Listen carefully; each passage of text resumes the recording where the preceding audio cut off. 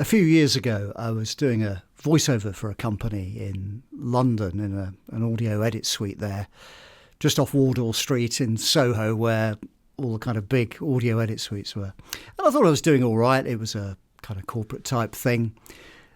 I was giving my performance, thought it was okay.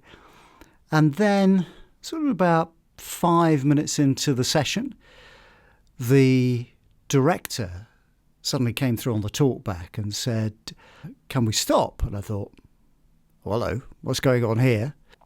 He said, "Do you mind if you take your headphones off?"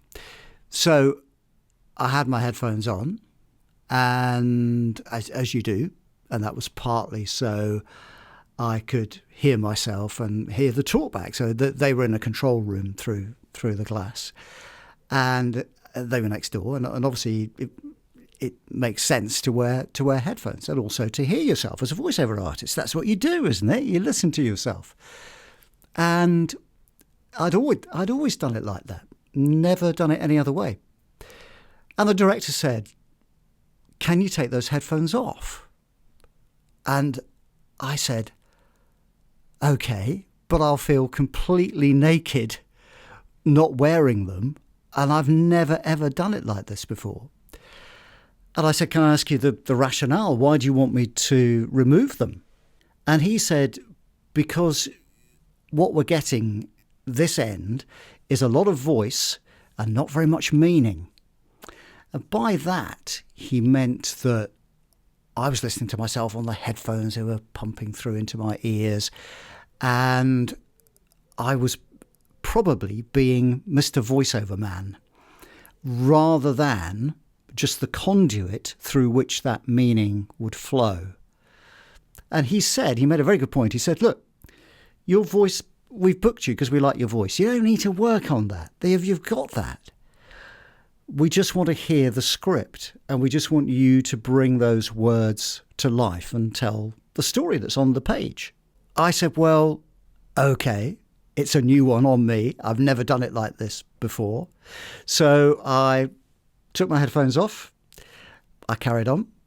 And obviously I couldn't talk to them because they couldn't talk to me through the talkback.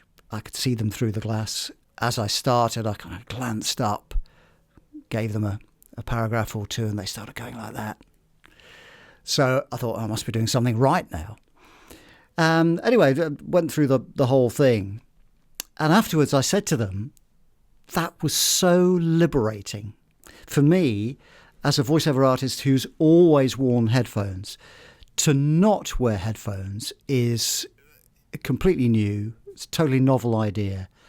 But I said it just kind of freed me up. And I wasn't listening to my own voice, other than doing it as I would if I was chatting to someone. And that's what they wanted. That was the key. And I'm always grateful to that director for pointing a new way of doing voiceovers to him and pointing it out to me and saying, you can do it like that. You don't need to wear your headphones necessarily, although sometimes you have to wear them because you need to talk to the studio or whatever. In the main, I don't wear them. I just use them for playback, so for doing my post-production, listening to what I've done. But when I'm doing stuff, when I'm recording, I've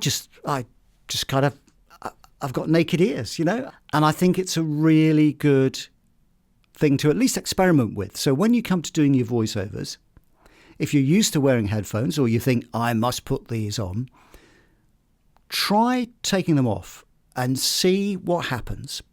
And hopefully you'll find it a liberating experience. And more importantly, you'll find that your performance is so much better. And you've actually got the message across rather than becoming voiceover woman or voiceover man, rather than sort of it being about your voice. It's more about you talking to the listeners, getting those words, telling them that story, selling them something, informing them, asking them to do something, whatever it is. But that's more important than your voice. You've got the voice. You've got the voice. You've got a brilliant voice. You don't need to necessarily hear it pumped back into your ears to give a great voiceover performance.